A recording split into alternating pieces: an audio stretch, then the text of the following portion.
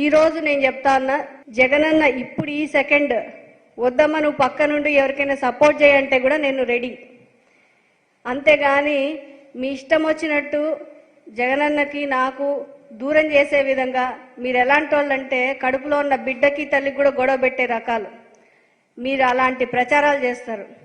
కానీ ఈరోజు మళ్ళీ చెప్తున్నా, ప్రజలందరినీ వేడుకుంటాను, ఆ లైవ్ నేను ఏదైతే ఇచ్చానో ఫస్ట్ నుంచి లాస్ట్ వరకు 1 గంట ఉంది, మొత్తం చూడండి.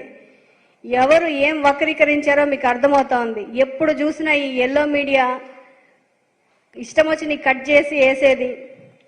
యూటర్న్ తీసుకుంది పద్మావతి. ఏం యూటర్న్ తీసుకున్నాను నేను? జగనన్న ఏమన్నా అంటే కదా యూటర్న్ తీసుకోవడానికి? నేను అనలేదు. అననప్పుడు యూటర్న్ ఏంటి?